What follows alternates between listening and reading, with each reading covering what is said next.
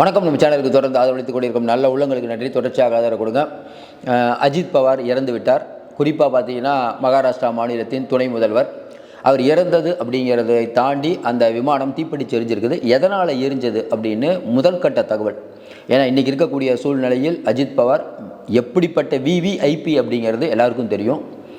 அவங்க சரத்பவாரை விட்டு வெளியில் வந்து தனி கட்சி தொடங்கி அதுக்கு சின்னம் வாங்கி பிஜேபியோட நின்று இன்றைக்கி ஒரு பெரிய ஆளுமையாக இருக்கிறார். பாராமதியில் நடக்கக்கூடிய ஒரு விழாவுக்கு போகும்போது தான் இந்த விபத்து நடந்திருக்குது. முதற்கட்ட தகவல் அப்படிங்கிறது வந்து சதிவேலை காரணமாக அப்படின்னு சொல்ல முடியல. ஆனாலும் அங்கே இருக்கக்கூடிய க்ளவுடெல்லாம் பார்க்கும்போது க்ளவுடெல்லாம் பெருசாக இல்லை. ஏன்னா ஒரு விமானம் ஒரு சிறிய ரக விமானம் வரும்போது அந்த க்ளவுட்லாம் மறைச்சதுன்னா அவருக்கு கொஞ்சம் இடைஞ்சல் ஏற்படும். இன்னொன்று புயல் மழை ஏதாவது இருந்தால் இடைஞ்சல் ஏற்படும். இல்லைன்னா பெரிய ஏதாவது ஒரு பறவை வந்து மோதிச்சுன்னா விபத்து ஏற்படும். ஆனால் இந்த மாதிரி எந்த சூழ்நிலையும் இல்லை அப்படிங்கிறதான் முதற்கட்டமாக இன்றைக்கி வந்து முன்னாள் மேஜர் அவர்கள் சொல்லக்கூடிய விஷயம். அப்போ இது சம்பவம் நடந்தது எதனால்? சதி வேலையா? ஏன்னா அங்கே இருக்கக்கூடிய விமானி அப்படிங்கிறவங்க பல கட்ட டெஸ்ட்டுகளை உட்படுத்தி தான் இந்த ஒரு போஸ்ட்டுக்கு வர முடியும். தனியாராக இருந்தாலும் சரி, அது வந்து பொதுத்துறை நிறுவனமாக இருந்தாலும் சரி. அப்போ காலையில் நான் அந்த விமானம் இயக்கும்போது நல்ல நிலைமையில் தான் இருந்ததா? நல்ல நிலைமையில் இருந்த விமானம் எப்படி திடீரென இது பண்ணும்? கொஞ்ச நாளைக்கு முன்னாடி தான் நம்ம ஏர் இண்டியா அப்படிங்கிற ஒன்று வந்து தன்னுடைய விமான சேவையை ரத்து பண்ணி அது ஒரு பெரிய பிரச்சனையாச்சு. அப்போ இன்றைக்கி விமானங்கள் அப்படிங்கிறது இந்தியாவில் தனியாரோ இல்லை பொதுத்துறையோ இது வந்து முறையாக எல்லாம் பண்ணுதா அப்படிங்கிற ஒரு பெரிய கேள்வி எழுது. இன்னும் குறிப்பாக சொல்லணுன்னா இன்றைக்கி இந்த சம்பவம் நடக்கிறதுக்கு நடந்தபோது பலருக்கும் ஒரு விஷயம் உங்களுக்கு தெரியும். இதே மாதிரி தான் ஒரு மேஜர் முப்படைகளின் தளபதி வந்து ஊட்டி பக்கத்தில் இறந்து போனது உங்களுக்கு தெரியும். இந்த விமான விபத்து அப்படிங்கும்போது பலவிதமான நினைவுகள் நம்ம நெஞ்சத்தில் வரும். இங்கே மட்டும் இல்லை, உலக அளவிலையும். அப்போ இந்த விமானம் சிறிய ரக விமானம். அவர் மட்டும் இல்லாமல் அவர் கூட சேர்ந்த பாதுகாவலர்களும் முழுக்க இறந்துட்டாங்க. ஏன்னா இந்த தீப்பிடிக்கிறது அப்படிங்கிறத போது தீப்பிடிச்சா காப்பாற்றுறது கஷ்டம்னு ஊர்லேயே சொல்லுவாங்க.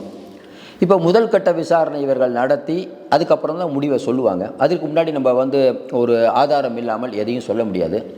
ஆனால் இன்றைக்கி இவங்க சொல்கிறதெல்லாம் வச்சு பார்க்கும்போது இது கடைசியாக அந்த விமானி அந்த அவங்க தகவல் கீழே சொல்லிகிட்டு இருப்பாங்களா, அவங்ககிட்ட என்ன பேசுனாங்கன்னு தெரியல. அந்த கருப்பு பெட்டி இதெல்லாம் ஆராய்ஞ்சாதான் உண்மை தெரியும்.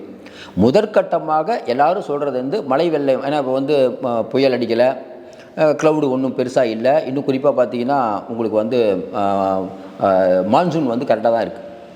இப்போ அஜித் பவார் அவர்களுடைய அந்த அரசியல் அப்படிங்கிறது இன்றைக்கி வந்து மகாராஷ்டிராவில் எந்த விதமான பாதிப்பை ஏற்படுத்தும்? இப்போ கட்சி அப்படிங்கிறது வேறு யாரும் இல்லாத ஒரு யார் எடுத்து நடத்த போகிறான்னு தெரியல. அவர் துணை முதல்வராக இருக்கார். அது மட்டும் இல்லாமல் சரத்பவார் அப்படிங்கிற ஒரு கட்சியும் இவரும் ஒன்று சேர்றாங்க அப்படின்லாம் பேசப்பட்டது நடுவில். ஏன்னா நீர் அடித்து நீர் விளக்காதுன்னு அவரும் சொன்னார், இவங்களும் சொன்னாங்க. ஏன்னா அஜித் பவாரை பற்றி ஒன்று சொல்லணும்னா அவர் இஸ்லாமிய வேட்பாளர்களை நிறுத்தும் போது பிஜேபி ஆட்சேபனை தெரிவித்தது. கடைசியாக பிரதமர் மோடி வந்து பல அலுவல்கள் இருப்பார், என்னுடைய இடத்துக்கு வந்து அவர் பிரச்சாரம் பண்ணலைனாலும் பரவாயில்ல அப்படிங்கிற மாதிரி ஒரு பெரிய முடிவை எடுத்தார் அஜித் பவார். அதையும் இந்த பக்கம் ஞாபகம் வச்சுக்கணும். உங்களுக்கு தெரியும் அவரை பற்றி பலவிதமான விமர்சனங்கள். ஏன்னா சொந்த பெரியப்பாவையே அவர் வந்து துரோகம் பண்ணிட்டு வெளியில் வந்தார் அப்படின்னா அவரை பற்றிலாம் சொல்லப்பட்டது. இருந்தாலும் அரசியலில் குறிப்பாக பாராமதியில் அவர் மிகப்பெரிய செல்வாக்காக இருந்தார். சமீபத்தில் நடைபெற்ற அந்த சர்க்கரை ஆலை அதிபர்களுடைய கூட்டமைப்புக்கு ஒரு தேர்தல் வருது. அதில் சரத்பவாரும் நிற்கிறாரு, அஜித் பவாரும் நிற்கிறாரு. யார் பலம் பொருந்தியவர்கள்னு பார்க்கக்கூடிய விஷயம். அதுலேயும் அஜித் பவார் தான் ஜெயித்தார்.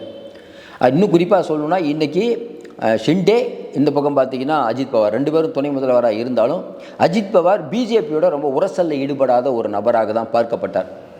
இப்போ அவர்கள் கட்சி என்ன ஆகுன்னு தெரில. மேக்ஸிமம் யார் அந்த கட்சியை வந்து எடுப்பாங்கங்கிறது நமக்கு தெரியும். இன்னொரு பக்கம் இந்த விமானம் சம்பந்தமான விபத்துகள் இதை வந்து மறு ஆய்வு பண்ண வேண்டிய கட்டாயத்துக்கு இன்றைக்கி வந்திருக்கோம் நம்ம எல்லாருமே. ஏன்னா விமான விபத்து அப்படிங்கும்போது கொஞ்சம் இதெல்லாம் பார்த்திங்கன்னா ஒரு பயத்தை ஏற்படுத்துது. எல்லோரும் என்ன சொல்கிறாங்க, இல்லைங்க கிளம்பும்போது விபத்து நேர்றது கொஞ்சம் இயற்கை, அதேமாதிரி இறங்கும்போது விபத்து நேர்றது இயற்கை. ஏன்னா வந்து சில இந்த பஸ்ஸில் போயிட்டு இருக்கும்போது முன்னால் ஒரு 2 வீலர் போனால் பிரேக் பிடிக்காமல் இருக்கிறது இல்லை, அதெல்லாம் சகஜம்.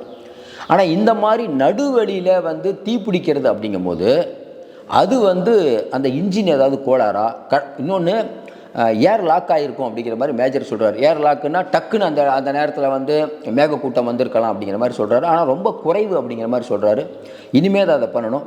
இந்தியாவின் ஒரு மூத்த தலைவர், குறிப்பாக பார்த்தீங்கன்னா நீங்கள் மகாராஷ்டிரா அரசு அப்படிங்கிறது இன்றைக்கி வந்து இவருடைய இடத்தை நிரப்புறது அப்படிங்கிறது அவருடைய கூட இருக்கவங்களுக்கும் அவருடைய கட்சிக்காரர்களுக்கும் கஷ்டம்.